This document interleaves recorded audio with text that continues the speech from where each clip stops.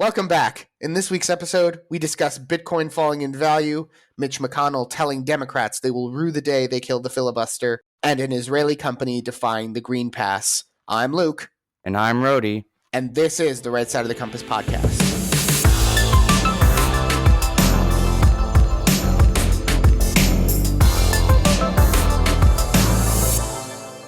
All right, so first of all, Rody, how you doing today? I'm good. My weekend was good, and I would say I can't complain, but it's cold out, so I can't complain. But Rody, it's cold outside. Yeah, I hate the cold. No, because of the song. The song? Yes, baby, it's cold outside. Oh, who's that by?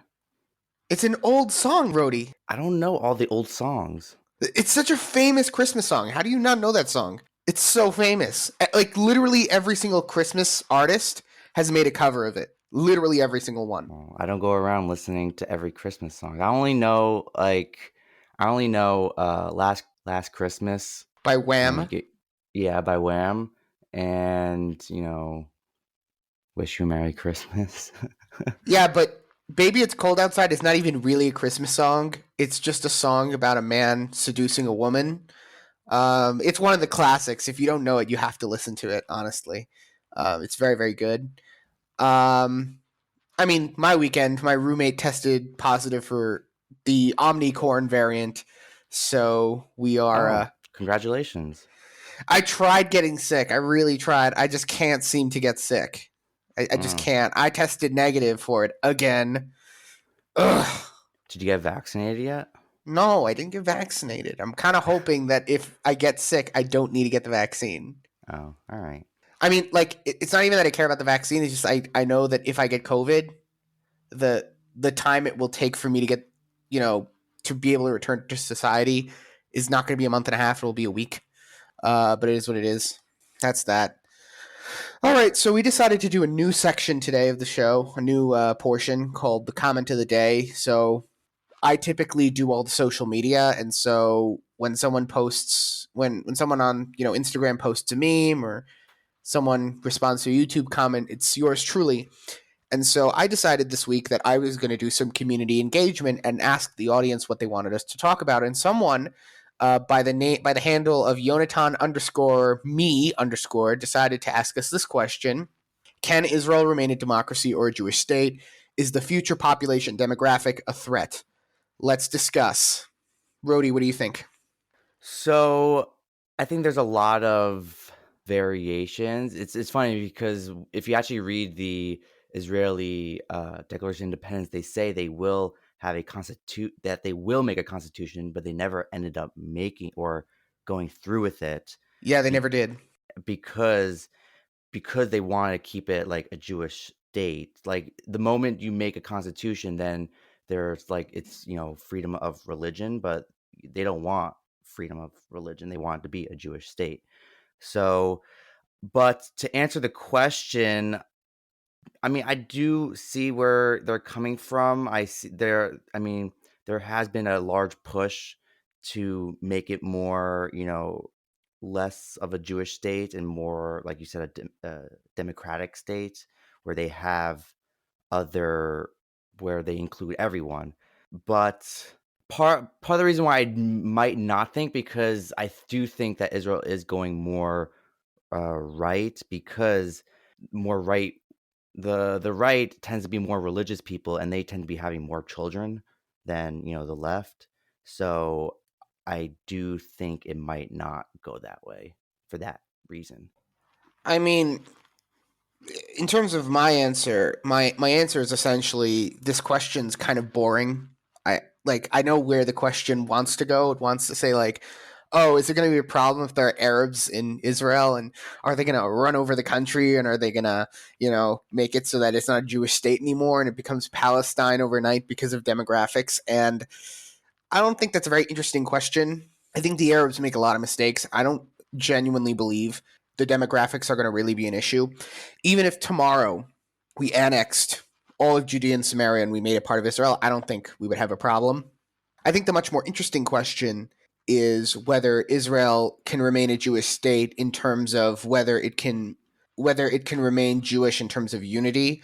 Without getting too much into this, because this discussion can take up a whole episode in and of itself. You've got several different problems in Israel that if they are not dealt with immediately will cause a fundamental fracturing in the Jewish people. First of all, you've got the different sects of Judaism having different definitions of who a Jew is and who is considered a Jew. So, for example, the Orthodox movement and the Reform movement, they have very different opinions about, matrilineal versus patrilineal descent, and of course, in terms of conversion, what a good conversion looks like. And then you have the difference between the Israeli rabbinate and the interior ministry. The rabbinate will define who's a Jew for the purposes of marriage, but the interior ministry will define who's a Jew for immigration purposes. Through the right of return, and those are two different definitions. And so, if we keep on doing this, there's going to be a fracturing in the Jewish population in Israel. And to me, that is more of a problem than the Arabs. I don't. The fact that they want to please everyone, you please no one. Right. You need, as Michael Knowles always talks about, you need to have a standard. And Israel doesn't really have a standard at the moment, or it has multiple standards that contradict each other, that are diametrically opposed. And this is not just in who's a Jew. This is in lots of things. I don't, unlike you, Rody, I don't think being a democracy and being a Jewish state are necessarily opposites of each other. I think people like to say, a secular state needs to be democratic and a religious state needs to be theocratic and monarchy and this and that. I don't think so. That's just simply not historically accurate. There's no reason why a Jewish state can't be democratic. For the same reason, if for no other reason, then a British state can be democratic and British as well. Like I don't see the problem. I think it comes down to more like, for example, like I would say like the army. It's like you would want the army to be a Jewish army, but if you get rid of, church and state being separate, well, then the army can't be Jewish because that's part of state. And if we want to keep church and state separate, which, would be, a democracy, then you can't have that. That's then again, church and state doesn't mean what you think it means. It was more designed to keep the government out of church affairs, not the other way around. When people say church or state, that was invented when the individual states had their own state church, right? Maryland, for example, was a Catholic state, and there were other states that had their own churches as well. We could talk about this for hours, but I guess my point is saying I don't really see Jewish and democracy butting heads. My question is, can Israel remain a Jewish state with the Jews united? Can they regulate Judaism and standardize it so everyone follows one rule? And in terms of democracy, I'm going to say a hot take here. I don't think democracy really did anything for Israel, to be honest. So if democracy disappeared tomorrow, I wouldn't be crying. My problem would be is if Bennett became like a monarch and then we really had no check against him. But in terms of democracy itself, it didn't really do anything for us. But, that's a discussion for another time, and I'd love to discuss it. Anyways, so we just started this podcast a couple of months ago, and already we are seeing positive feedback. We want to expand our operations, but that depends entirely on you, our dear listener. If you like our content, please like the video, share it with your friends, and subscribe to our YouTube channel. Hit the notification bell to be notified of our latest uploads. In addition, we are available wherever you enjoy listening to your podcasts. If you want us to answer a question or have something to tell us, feel free to comment on YouTube or our Instagram page, where we post memes and do community engagement at Right Side of the Compass. All right, so let's get down to today's topics. Topic number 1, the January Bitcoin crash. Bitcoin fell from almost 60,000 USD from November to around 40,000 USD. Yeah, I kind of noticed it. I talk about crypto a lot, but the truth is that I'm not a big crypto person. Not because I'm against crypto, it's just I'd rather spend my money on other things. Like video games. Well, video games, food, rent, I don't know, literally other things. I just like real things, and Bitcoin is not real. I actually lost like 50 XRP because I completely forgot about my XRP, and it was on an old phone in XRP wallet that just kind of became defunct. So I lost 50 XRP. I think I So lost like a thousand or two in cryptocurrency. what? Because So you lost the codes? no, just because it was 2017 when Bitcoin first shot up to 20,000, and so all the other cryptocurrencies shot up with Bitcoin, and I remember I bought into XRP, which is Ripple, which was I think at $3 at the time, and then it it went down, and I lost money Oh no! When there. I say I lost 50 Ripple, I know you 50, actually lost it, like you like lost the I can't code. get it back. Like it's just gone. Like it's just Yeah. gone. Like it disappeared. Well, they say like 10% of like Bitcoin is that's part of the reason why it goes up in value is for that reason also, because like people lose their codes. Yeah, that's a big sad. All Yeah. right, so let's discuss why this is going on. So my opinion was, and this is how I see it. And obviously, Rody, you're going to disagree with me probably. Is I see mainly the Bitcoin crash and the cryptocurrency crash in general is because the economy is doing so poorly that people are taking out their cryptocurrency money to use in real life because inflation's getting so bad, and since so many people are out of jobs, they need the money. So that's the way I see it. As more people pull out their crypto investments, we're going to see a drop in the value of cryptocurrency, not because, not because it's regulating, but because people just literally can't afford to have Bitcoin. They need the USD. Uh-huh.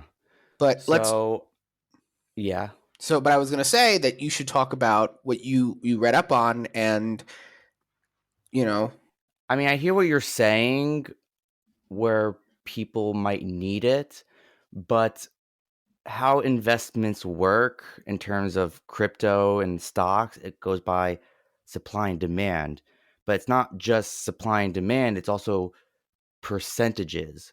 So, for example, if I have a higher percentage of Bitcoin than you do, then if I sell my cryptocurrency to dollar again, I'm gonna have a bigger effect on the currency than you because I have a higher percentage of that currency or asset.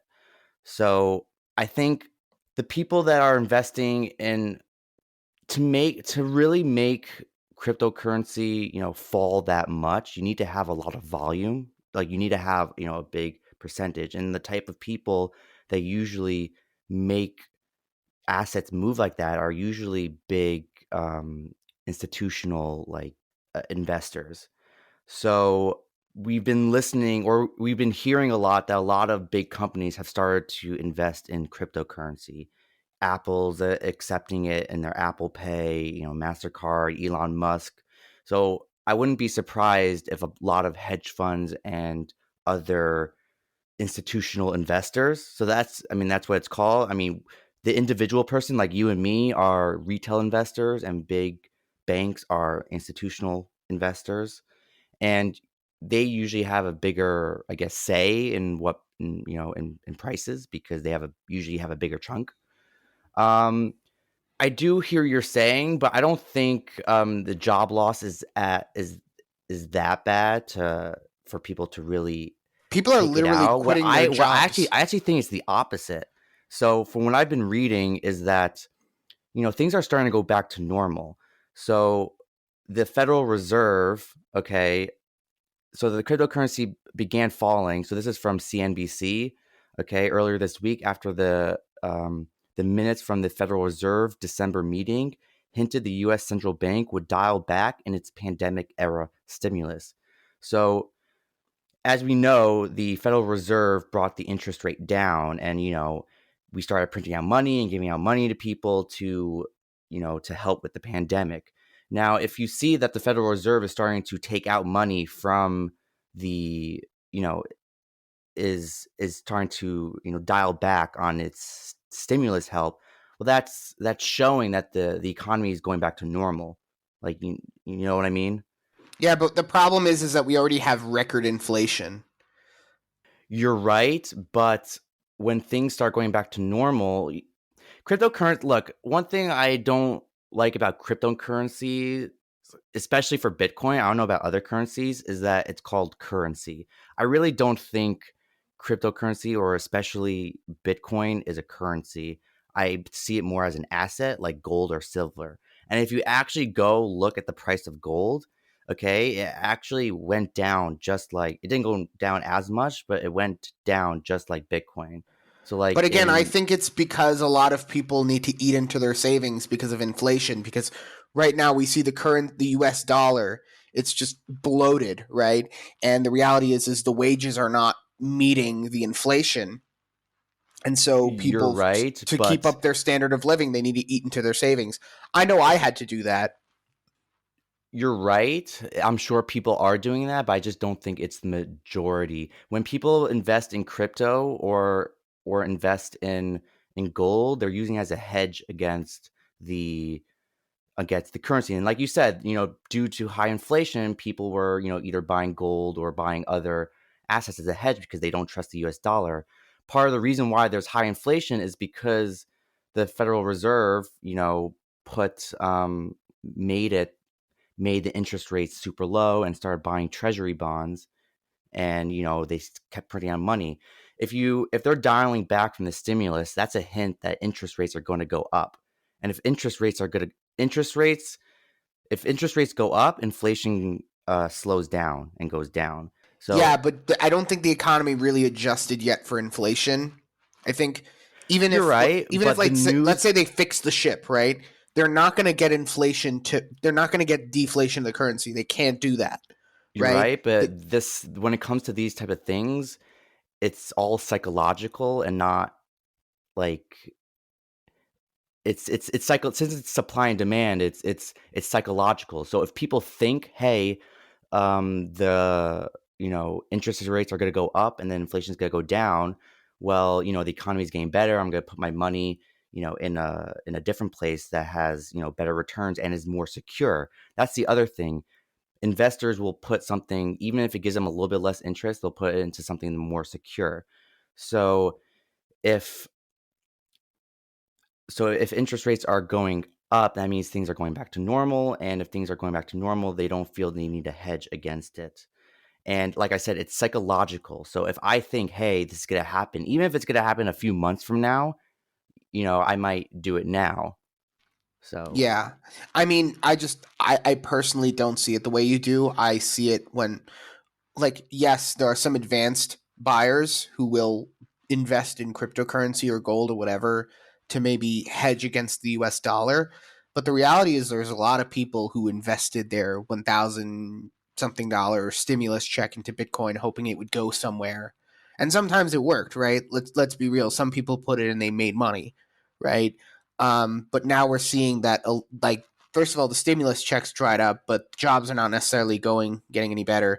And then on top of that, um, you just simply have the inflation. It's going wild, and people are seeing it. Like, I saw it at the grocery store. Like, I remember $100 would fill up my cart.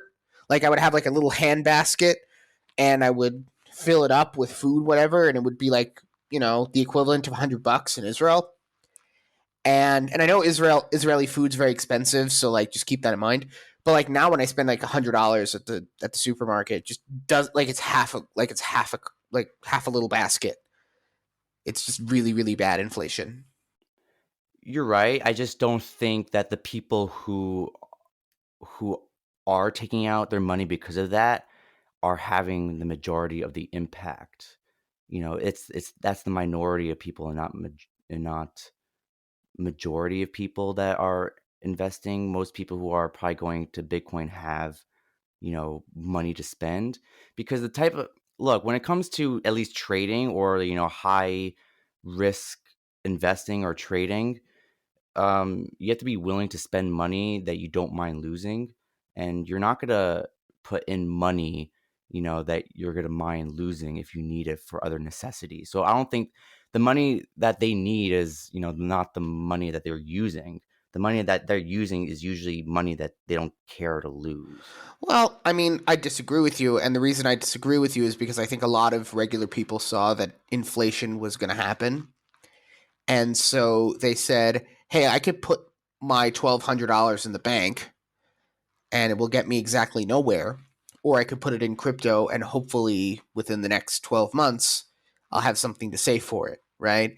And as a plan, it actually succeeded, right? I had like a small gain on it, right? Again, not enough to like save it completely, but I had a little bit of a gain on all of my investments. So I can tell you that, as a strategy, it wasn't a bad strategy. I'm very glad I did it, and I would do it again. So I disagree with your logic. I think that even someone regular who wanted to save money, it was a very, very good idea to put it into an investment while they were able to do so. But again, I'm open to being wrong. I'm not married to the idea, as it were. I think that it could very well be that you're correct, Rody. I'm not the financial expert. You're much better at that than I am. Yeah, well, I mean, look, there's other factors also, which it says here that another piece is Kazakhstan.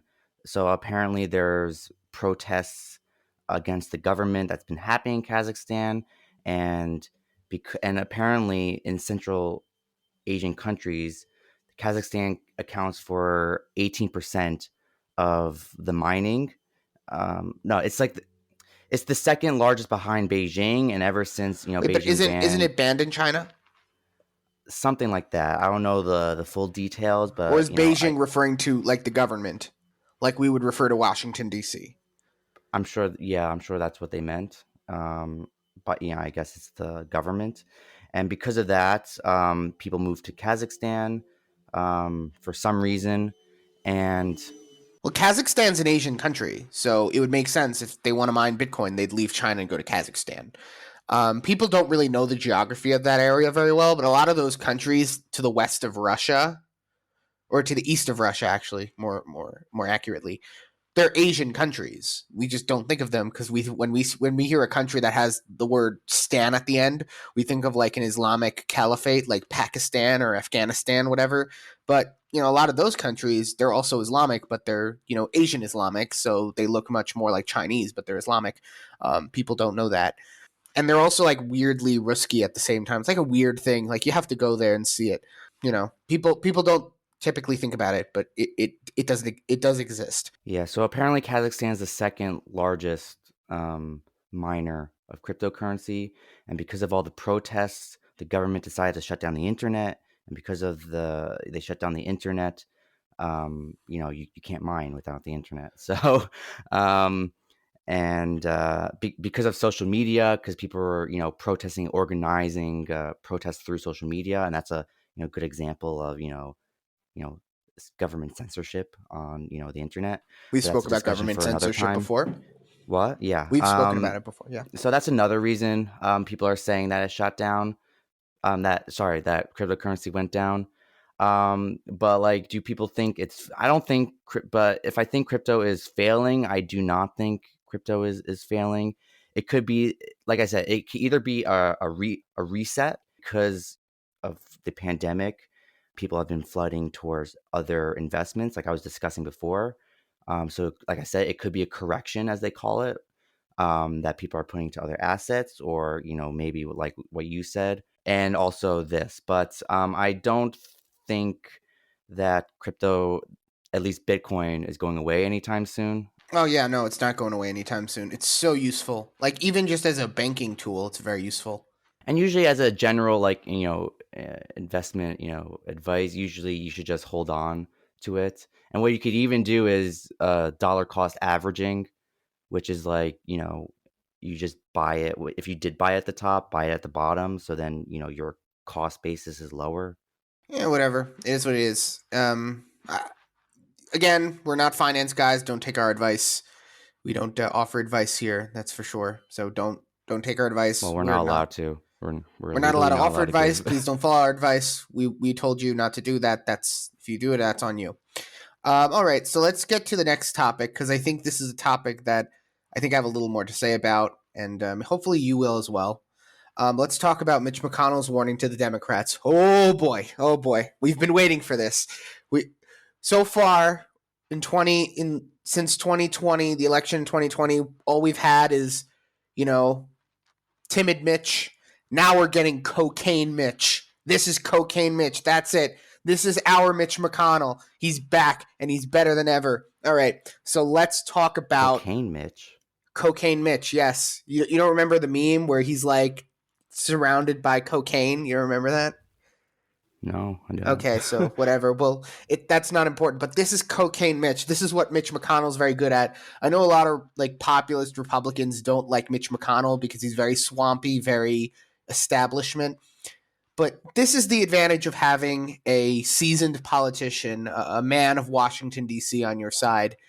And by the way, I'm not saying that Mitch McConnell is some rock-ribbed conservative populist Trump supporter. That's not what I'm saying. But I will. This is good, Mitch. This is Cocaine Mitch. Very, very good. He's cool. Yeah, this is very, cool, very kids. good. Okay, so let's talk about, first of all, what the filibuster is. Essentially, the filibuster is a method that you have in the Senate where a senator can go and just start talking about whatever he wants, as long as he wants, and he's only able to be stopped if 60 senators say it's time for a vote. So what that essentially does is it requires a certain level of consensus in decision making in the Senate. Now, typically in the Senate, you need 50 votes, or you need a majority of votes, so 51 votes or 50 plus the vice president.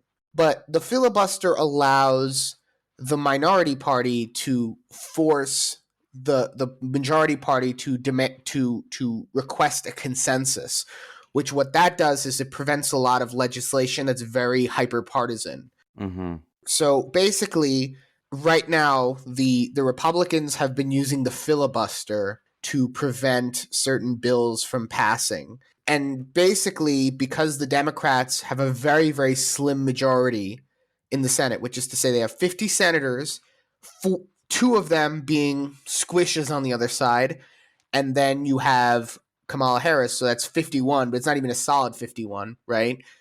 They need when they pass laws, they need to either make it so that the bills aren't so controversial so that Republicans will say yes. They need to make it so that 10 Republicans go to their sides, they have 60 senators, or they need to get rid of the filibuster, right?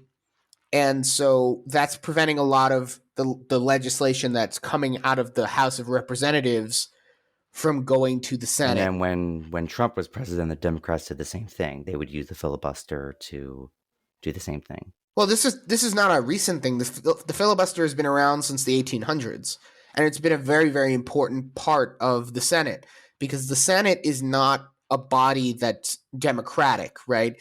It's each state gets 2 senators, no matter how big or small the state is. So it's fundamentally an undemocratic body. And before, even, it was even more undemocratic because you wouldn't even elect the senators; they would be selected by the state governments.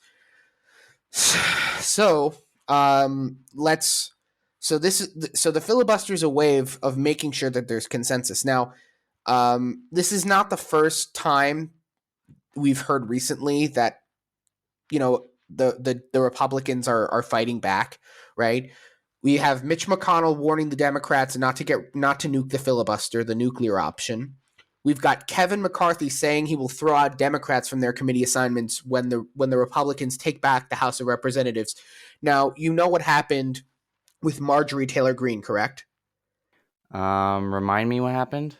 Basically, Marjorie Taylor Greene was being a kooky Republican, saying things about, I don't know, whatever Republicans talk about. And then because she said the thing that they said was too far, it was a threat to democracy. So they decided to throw her off all of her committee assignments.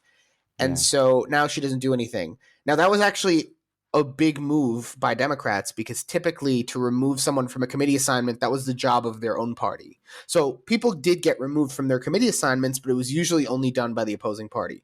But this is the first time I can think in a while where the opposing party decided to throw out members of the other party from their committee assignments, which is kind of a big no-no because it was understood that you don't do that.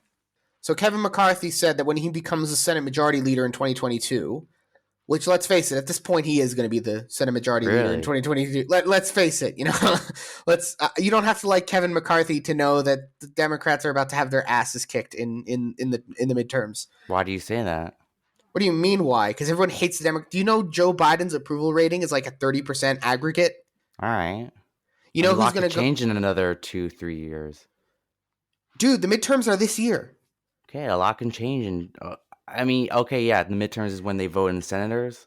The midterms is when they vote in. They switch every single House of Representatives. Every member of the House of Representatives is put on a ballot, and then the senators are like on a 1/3. They're on a 1/3 cycle every 6 years. So every 2 years there's an election, and a third of the Senate is up for election, and all of the House of Representatives are up for election. All right, so he's threatening when he becomes majority leader that he would, do things. No, not things. He would. Oh, It would be that's a pretty very nice big. job. That's a like you always say. That's a very nice job you got there. It would be a shame if anything happened. I know, right? He's Kevin McCarthy's coming out, and here's the thing: Mitch McConnell has done this in the past. Mitch McConnell is not a say everything do nothing politician. He actually has done some things in the past. You can argue he's not as do something as you would like, perhaps, and I would agree with you. But he has done things, especially in political matters like this and procedural stuff. He has made the Democrats eat their words. So, for example, the Democrats nuked the filibuster for judicial nominees. Um, I th- and because of that, Mitch McConnell said that they would regret it, and they did regret it. First of all, they used the nuclear option. They used the I guess the removal of the filibuster from judicial nominees to get rid of Merrick Garland, so he's not a Supreme Court justice because of the Democrats. And then they used it to ram through 3 Republican Supreme Court justices because you didn't need 60 senators to do it. So it was actually very good for the Republicans. And so in the past, Mitch McConnell said things like this, and he kept his promise. So, if the Democrats do remove the filibuster, you're gonna eat it. They're gonna regret it for the rest of their lives, So those one thing guys. I don't understand, McConnell made it clear that if the filibuster were amended or abolished, the Senate would bog down into legislative nuclear winter, where very little would actually get done. That's what I read in one article. But what does that mean? Shouldn't the opposite? Because, like you said, the filibuster kind of gets people to. Doesn't the filibuster make things not get done because you're delaying it, and then they have to make changes to appease the other side, so then it takes longer. So if that was gone, then things would get done quickly. And if it would be the opposite. No.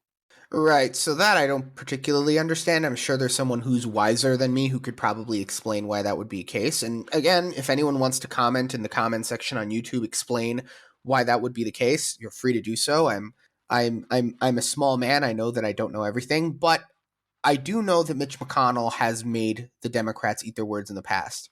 And did we talk about the purpose of the filibuster? Did we talk about the importance of the filibuster, especially nowadays in government?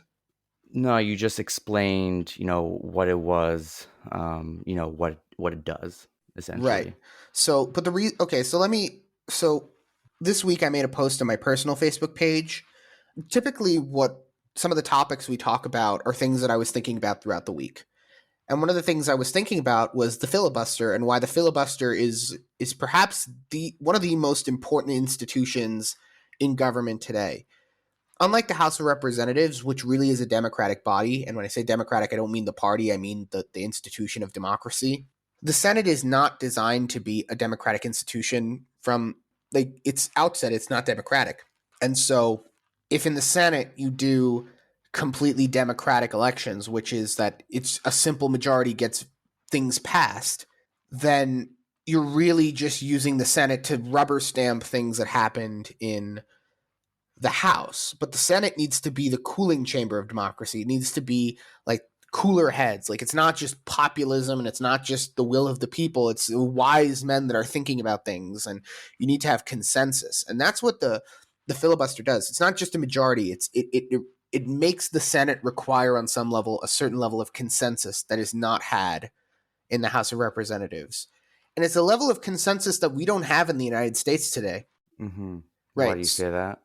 Well, Just because because we're the so country's divided? divided by the country's divided by so many things. We don't agree on anything anymore. Yeah, that's true. So the filibuster is really when you see people on the Democrats, they're trying to cancel the filibusters because they realize that on some level the filibuster is preventing them from doing anything because there is no consensus. And so if you do the rule that you need 60 senators to do something, then you're never going to get anything done because there's no consensus. But I think that's perhaps pretty wise that we Yeah, that's don't. the point.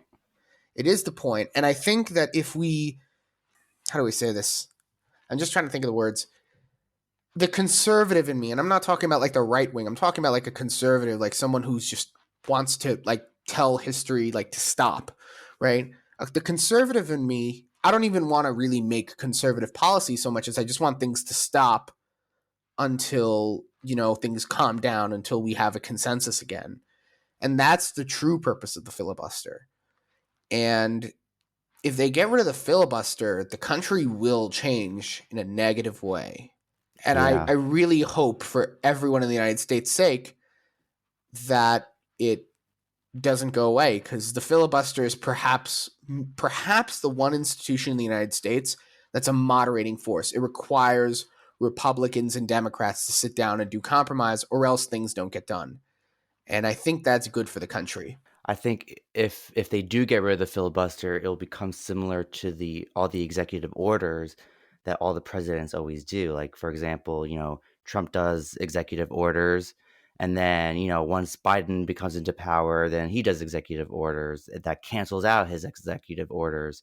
So I feel like it would be the same thing. So you would have this, if they do get rid of the filibuster, whoever is the majority will make, I guess, laws or do other policies, and then once the other side has the majority, they'll basically cancel them out, or they'll make their own. So that's what I feel like it would become. Right. And the problem with that would be is that already we see that there's a problem in this country that the administrations don't have any level of continuity unless it goes from a Republican administration to a Republican administration, or a Democrat administration to a Democrat administration. We don't really see any continuity between the administrations, which is very disrupting to the society. Because if people are constantly like voting in this political party and voting in that political party, and they don't feel like, and it's always just a war, right? There's never anything that just stays the same, right? And that's very bad for the country because yes, to like very partisan hacks such as myself, yes, you want your policy to win and you don't care. But on a certain level, the stability of a country overall, even if there's some bad policy in the stability, right? But the stability of a country is very, very useful to the little guy who just wants to run his business and, pay his taxes and raise his kids, whatever. That's very important. And we don't have that because there's just nothing permanent in politics anymore. We don't agree on anything in values. So every time the government changes powers, it's like the whole philosophy of the government changes, right? For good or bad, right? Just talking about what it is in the bigger picture. And then you also have these rules made by these presidents that are just not permanent. And so if we get rid of the filibuster, it will make changing the actual rules a very just meaningless process. Like just every day, like whenever a new government comes into power, they're just going to repeal all the old laws and put in new laws, and that's just not a way to do Yeah, no, things. you want things to stay in the middle. So for example, if you don't want things to go too far right and you don't want things to go too far left, you want things to stay in the middle, and the filibuster kind of keeps that in check. Right. And the irony, of course, is that if the one thing that the Republicans wanted to get rid of during Trump's administration was Obamacare, right? Obamacare was Barack Obama's greatest accomplishment. You can think that it was a terrible idea, fair enough, but just purely from his legacy standpoint, Obamacare was his greatest accomplishment because it actually went through Congress and came to his desk and he signed it as a bill. And the reason why Trump couldn't get rid of it was because of the filibuster. So he couldn't just get rid of Obamacare, right? So when Obama did things by the books, when he had laws that went through the House of Representatives and the Senate and then got to his desk and he signed it and everyone cheered and it was yeah, yeah, yeah, yeah, yeah. He actually did Whether stuff. you disagree or agree with Obamacare, the fact that Trump couldn't change it, you're saying is a good thing. No, no. I mean, listen. I'm saying from his perspective, right? Yeah. Yeah, from Obama's perspective, I disagree with Obamacare. I wish we could get rid of it. But imagine now you get rid of the filibuster, and now the Republicans win the House and the Senate, and then in 2024, Trump or DeSantis become the president, right? They just go through everything. They would go through the entire law book, just Yeah, so it's repeal the good for law the book. system. Yeah, and then when the Democrats win, inevitably, because that's how it goes, right? You Republican, the Democrat, then the things change again. They just put everything back where it was, right? So it's going to destabilize the country. The filibuster is the way to make sure there's some stability in the country. And it would be a real shame for it to go. And also, just, it's funny to watch senators read the phone book, just like to waste time. Like those famous stories where they'll just like stand up in the Senate and just read random stuff just to waste time. Very, very funny. I've actually never seen those videos, but like I No, can but it's not just imagine. videos. It's also famous stories of like senators who would go and they would read the phone book, I'm just to imagining the meetings. They're like, okay, guys, we need ideas of how to, keep this thing going. Anyone? Any ideas? Yeah, no, so that's kind of the issue, but whatever. We'll see. I think Mitch McConnell's threat is it's definitely a threat with fangs. It's not one of those empty threats made by Republicans. This is a real one. I mean, yes and no, because it's banking on the fact that he becomes a majority in the future. And as much as there can be, speculations and polls, you really don't know the future. You're right, you don't know, but listen, the reality is that people don't people are not happy with Biden. And the people that typically come out to vote in the midterms, they're the people that are hurt by the administration, the current administration, right? That's why, people typically when they vote in the midterms, the president loses the House and the Senate or loses the legislative body because people associate the government with the man in charge. And then, because people never like the man in charge, they typically just flip the government. And so, you're going to have this problem where Kevin McCarthy is probably going to be the majority leader in the House, and McConnell's going to be the majority leader in the Senate. And if they kill the filibuster, that's it. McConnell can do literally whatever he wants because he already did. We saw what power McConnell wielded when they ended the filibuster for judicial and federal judge nominees. We saw that. We saw just how like he got through 3 judicial nominees for the Supreme Court. And the Democrats better pay attention to what they're doing. They better hope that they don't end the filibuster because McConnell doesn't screw around when it comes to that kind of stuff. And I'm not a McConnell fan. Don't look at me. I'm not a McConnell fan, but I wouldn't screw around with that man when it comes to the filibuster. Yeah. Well, welcome to politics. Yeah, this is actually politics. Politics is not when people say politics, what they mean is philosophy. But this is politics. This is actually politics. Like I'll watch TV shows sometimes and they'll go into politics and it's actually brutal and they always backstab people. Yeah, because that's what politics is. Politics is not philosophy.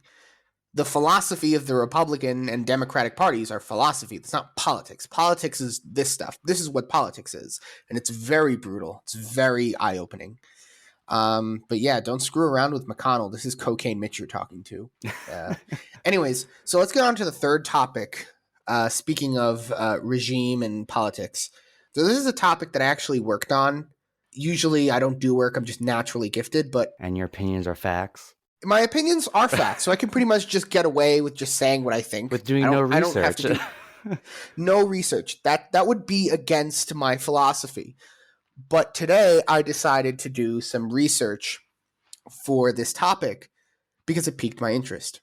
So I was scrolling through Facebook, being useless as usual, and I saw this post by this social media company, this startup in Israel. And of course, the post was in Hebrew, so I'm not going to bore you with the details. But this social media app in Israel called Hobiz decided to get rid of its Green Pass system. They defied the Green Pass. So let's talk about it. Woohoo. Yeah, let's do it.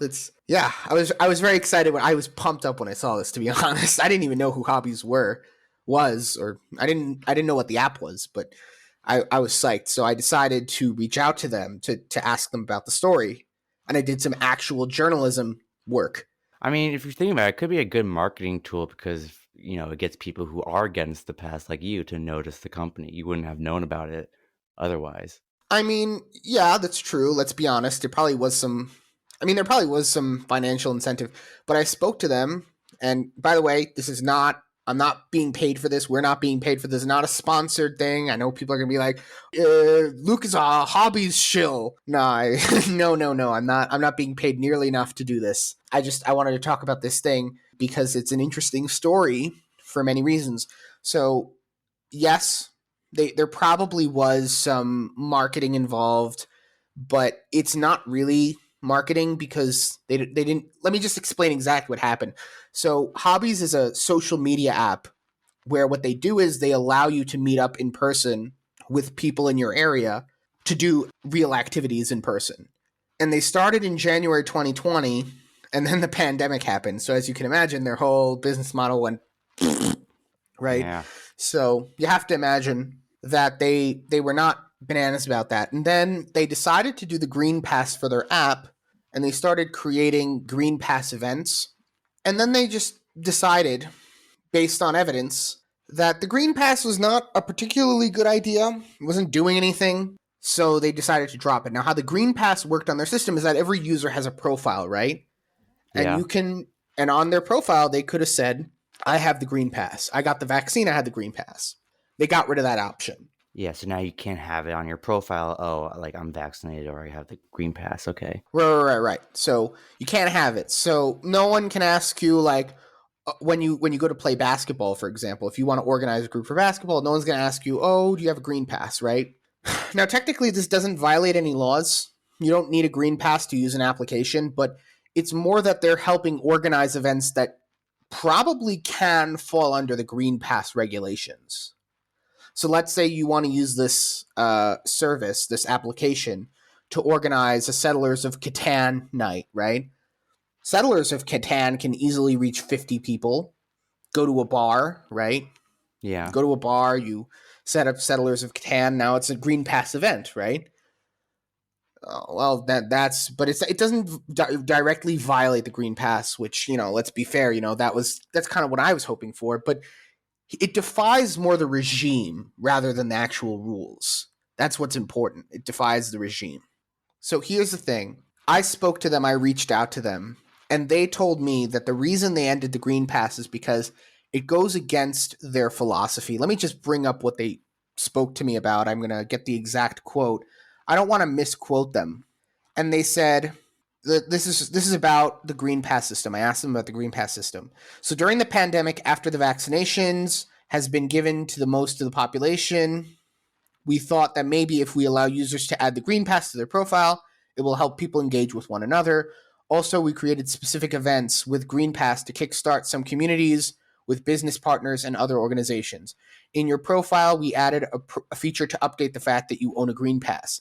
With that said, we realized that we made a mistake. We are about bringing people together. What's going on in Israel is crazy. We noticed that we are starting to become enforcers of something that is bad for our agenda. Our vision doesn't include fighting pandemics, and we decided to stick to our vision. And now we know what we need to do moving forward and what we should not do. Awesome. That's what they said. This is a startup company in Israel. They said, oh, yeah, what's going on in Israel is crazy. It's nuts. I mean, because it is. Right, but no, but like it's very not diplomatic, which is what I love about Israel. They're gonna say in Israel they say not diplomatic stuff like that because they're not concerned about diplomacy. They're concerned about saying what's true. Yeah. Which you have to admire them for. You have to admire the Israelis for being kind of blunt with things. Yeah. No. They definitely are blunt. Yeah. No. That was very refreshing, especially coming off of Naftali Bennett saying that masks can be the difference between harsh symptoms and mild symptoms. This was actually kind of refreshing. Someone not lying to my face. Yeah. No, that's like a very good thing, and they're doing that, and considering the fact that there are people in Israel who will literally like give you the cold shoulder if you don't have the vaccine, they will yell at you if you don't wear a mask on a bus. This is great. I can't agree with this more. Yeah, no, I just wish other companies would do the same, I guess. I don't know what other companies are doing there. But... Well, actually, today while I was doing my final research for the video. I know I said I don't do research, but I actually do research, but it's more funny for the show if I say I don't do research. So, I'm going to stick to my It's all story. for You need shits to and giggles. exactly bingo. You understand, Rody. Anyways, so when I was doing some last minute research, there was an article posted by the Daily Wire saying that General Electric they're not going to follow the green pass, or it's not a green pass. They're not going to require a vaccine mandate for their company. Didn't the Supreme Court just like shut down the vaccine mandate that Biden had for like 100 employees and more? Right. So what actually happened with the group with that, and let's clarify what they said is that the government can't mandate that companies do it, but companies can do it themselves. That's so true. General Electric said that they are not going to do it, which is still a big thing because that's against the regime, even if it's not technically against the law. Which, just like the Hobiz thing, it's not against the law, but it's against the dominant regime, which is very important. This is very, very counter what the regime wants it so that everyone gets vaccinated. They want it so that everyone's wearing 20 masks. They want it so that everyone is like staying 6 feet away from each other, that they don't celebrate Christmas, that they don't celebrate holidays or weekends together with the family. They want everyone to be alone, living in a pod, eating bugs. It's a power That's show. What they want.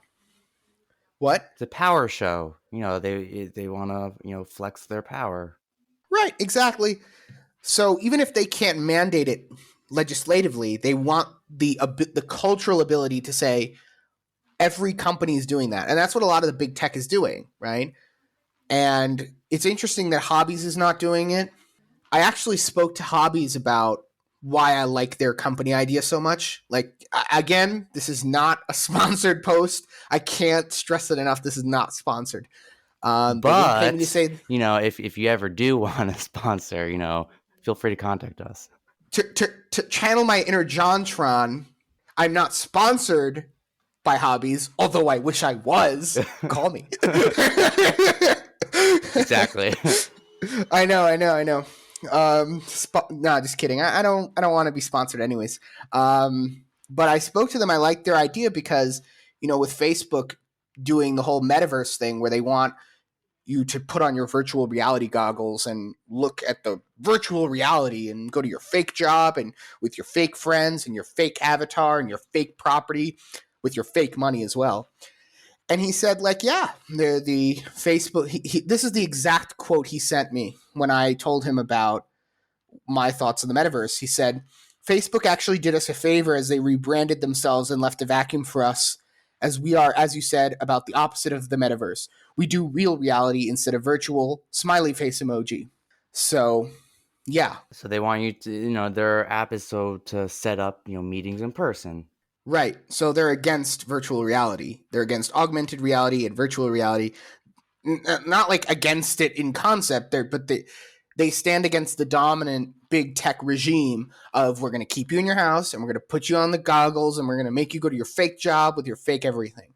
Well, I don't think that's the regime or, put in more proper terms, the government's, plan. Their plan isn't, hey, you need to stay inside because, we want, you to adapt to the metaverse and online stuff. I think it's just a byproduct. It's just a byproduct of what, it's just a result of what's been happening, because no, I agree. No, that's not what I said. What I'm going to stress, because it seems that you didn't understand. I'm not saying that big tech and the government are saying let's make everything fake because we're powerful, and I'm saying that it benefits the big companies. It benefits us that we're on our phones all day giving Facebook and Google all our information, and we're buying everything from Amazon, and that we're staying home and we're not using gasoline and we're off the roads and we're staying at home. We're not happy with anything. We rely on government for everything. We have very small houses. We live in the city where everything smells like sour milk, right? That's what they want, right? Because it benefits them. And so Hobiz is an application that's like, no, we're going to get you outside. We're going to get you meeting other people. You're going to have real relationships. You're going to have real, like, people started dating because of this app. You know that, right? That's great. Yeah, it's very, very great. Hobiz is a better dating app than Tinder or JSwipe or whatever, because believe it or not, the problem with dating apps fundamentally is that they are for lonely people. right? Or they're for horny people. They're horny people and lonely people, but they're not for regular people, which is to say that if you just want to play basketball, you don't go to like a dating app, right? But most people in reality, like up until 10 years ago, they met their date when they're living their normal lives. This is the type of thing I want to see on the internet, where the internet facilitates us living life normally. Not that we are, I don't know, or like we're not artificially trying to set up dates with people we never met on the internet because we're lonely, right? We live our lives, we do our thing, and we meet people in real life as a result of it, right? I like this. I like You're this. saying the I internet should enhance our real lives instead of replace it. Exactly. That's what I think. I think, listen, as much as I like the concept of staying at home and working from home in terms of like just saving us the commute, and I think that's probably like the best thing that came out of the internet. I think at the end of the day, the reason why that's such a good thing is because you get to spend time with the people you actually care about, and you don't have to spend 2 hours on the bus commuting. But I don't want the internet replacing my friends. I don't want the internet replacing dating Well, actually, with studies have whatever. show you actually end up working more at home than you do at work because there's no defined line between when work ends and when work begins.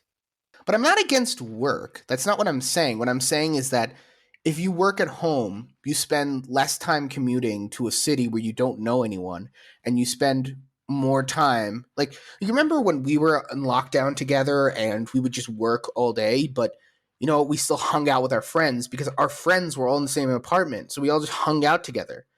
That's what working from home means. You're right, but I've also met people like on the commute, like, on the train or on the bus, you Oh, meet come people on. that way Let's be honest. also. When was the last time you met someone on the way to work where their headphones weren't in their face, they weren't listening to their favorite song, and if you tried to say hello to them, they'd give you a dirty look? Come on, man. I mean, it has happened to me. It was a few months ago, but I mean, actually, no, it was before the pandemic. So, but I mean, it has Yeah, maybe people were happened. friendlier back then. What? I said maybe people were friendlier back then before the pandemic. Yeah, I guess so. No, no. Listen, listen. I don't think. I don't think. My point is not whether it's good to commute to work or not to commute to work. My point is simply a matter of the internet is like the big tech is trying to replace our real lives with our fake lives. They're trying to make Facebook into like the only thing that we have. All of our friends are going to be on Facebook. We're never going to have a real friend because we're going to be so consumed with virtual reality that we just won't have a real life. We're going to be so busy spending money on fake real estate in the metaverse that we're not going to buy real estate in the actual verse, right? Yeah, which I find And funny because it's like, wait, well, if you have all this money, if you're spending millions of dollars on a fake property, why don't you just buy real property with it? right, it's dumb. I don't want to own fake property. It's called real estate because it's real. If it's not real, then I don't want it. No, I just like fun. I think it's just a matter of they want to be early to the profits because they feel like they're late in real life. I Yeah, don't know, but which doesn't make sense whatever. to me because, like, oh, well, you spent millions of dollars on this fake property. It's like, well, you have millions of dollars. Good for you. You're a good saver. Like, No, but you understand what I'm saying, that like that Facebook is trying to sell us fake life, that Amazon's trying to corner the market. Like, instead of us going to the bodega and buying something there, or the local supermarket or wherever it is, or the local corner store, right? We're now going to these mega stores, or worse, we're just getting everything delivered from Amazon, so we don't have that human interaction. Think about how many things we used to do in person that we don't have to do in person anymore. yeah, you're right. And sometimes it's very convenient. Like, I'll grant you that it's very convenient sometimes, but I want the option to go in person and deal with a real person. And I don't want. I specifically don't order food from Amazon because I want to deal with people. I order very few things from Amazon. Yeah. No, you're definitely right.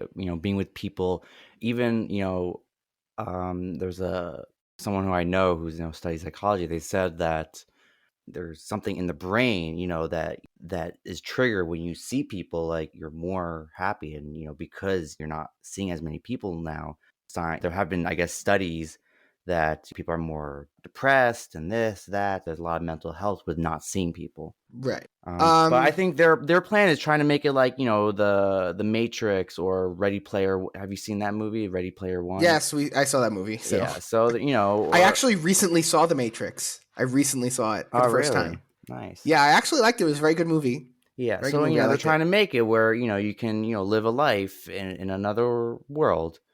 Right, but So that's the saddest thing I ever heard of in my life. Like, just like this was a plan made up by people who weren't popular in high school. Obviously, this was obvious. Like, and this now is they're popular.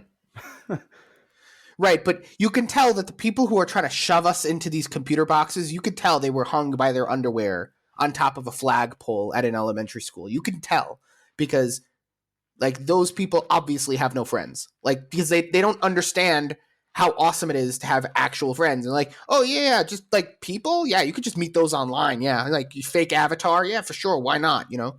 You could be friends with that. Who cares?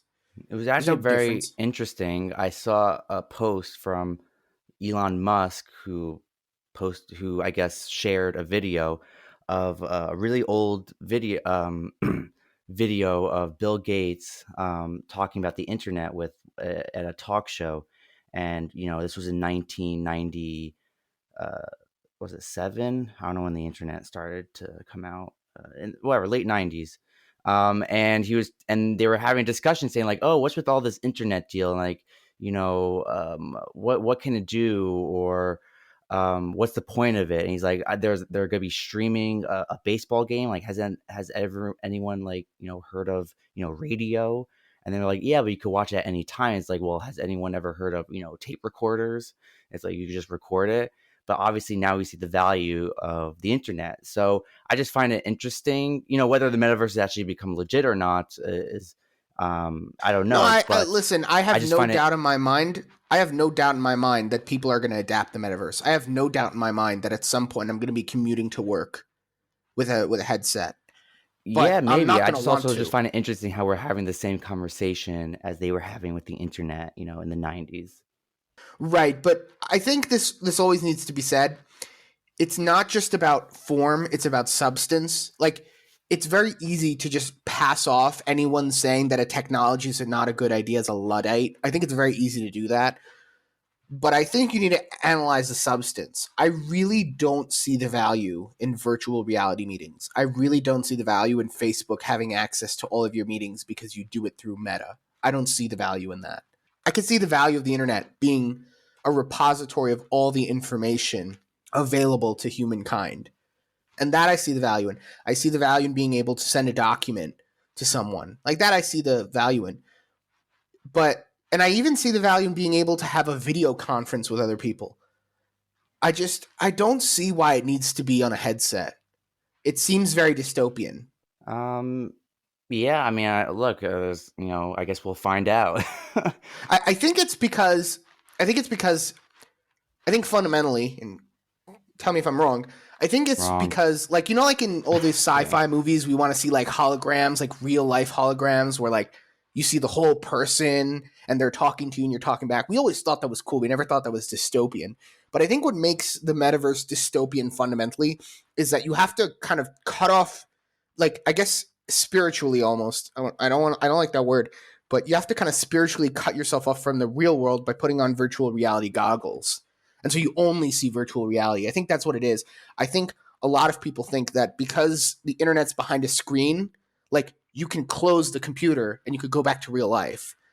But I think once you put on the virtual reality goggles, not because there's a game that benefits from it, but because there's a company that tells you, oh, we're gonna work today from our internet goggles, and you're gonna keep the internet goggles on for 8 hours, and you can do all this fake crap, right?